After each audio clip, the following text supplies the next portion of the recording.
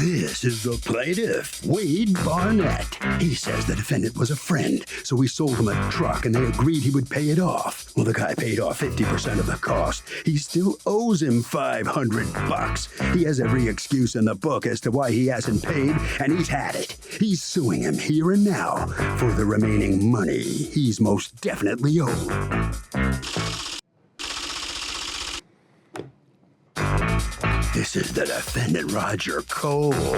He says the truck wasn't in the shape the plaintiff promised it would be, and he stopped making payments on it because the guy lied. He agreed to buy a good working truck from the plaintiff. Instead, he got a truck that needed over $500 worth of work, and since the plaintiff lied to him, he owes nothing.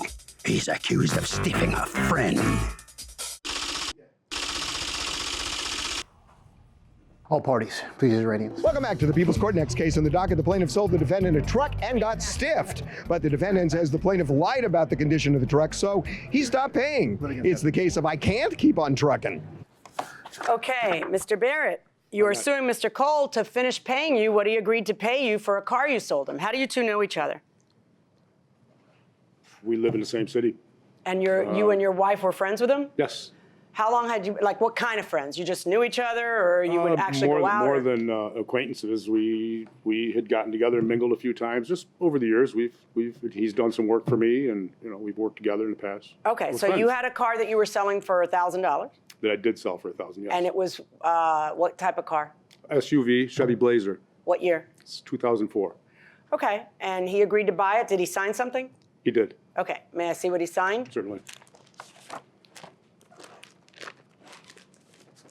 And when did he stop paying? June 28th, 2018. Of last year? Yes.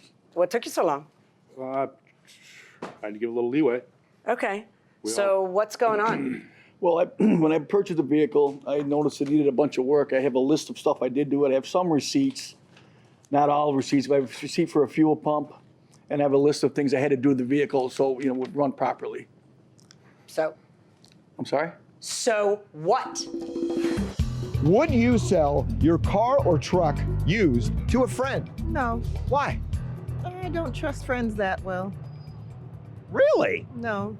You would rather trust a stranger than a friend? Yes. Okay, everybody agree with that? What do you say? Ma'am? You're going to lose your friendship if you Well, that's the problem, right? Going inside the courtroom. How is that a reason to stop making payments? You were buying a $1,000 car. What'd you think was going to happen? Well, that's What do you do for a living? I'm an auto mechanic.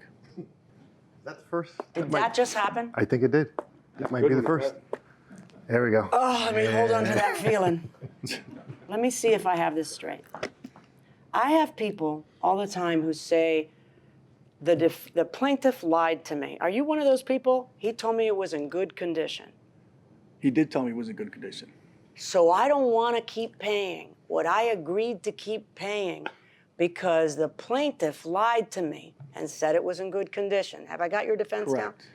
Right. Here's what I say to those people. Well, did you bring a mechanic to look at the used car that you were buying? Because used car sales are an as-is sale. And do you know what those people say to me? I can't afford a mechanic. But you've got a shadow. You are a mechanic. Yes. So how on God's green earth do you think your defense is going to fly right now? Well, some of the stuff I couldn't check. I mean, some of like the rear end, the fuel pump went out. The car sat for a couple months. I had no transportation for a couple months. That sounds like a you problem.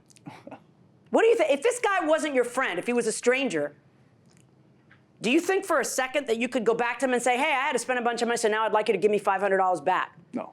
No, you took advantage of a friendship. That's what you did, which makes you a very small person.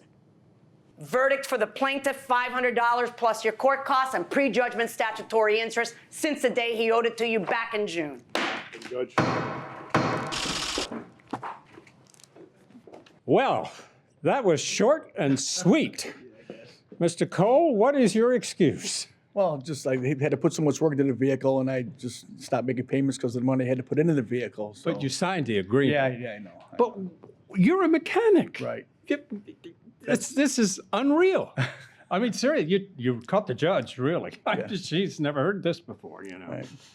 You didn't examine the car? You didn't look A little, I at it? did a little bit, but not enough. But boy, you I didn't- didn't look at it enough, obviously. Did you really think you could get off without paying? I tried.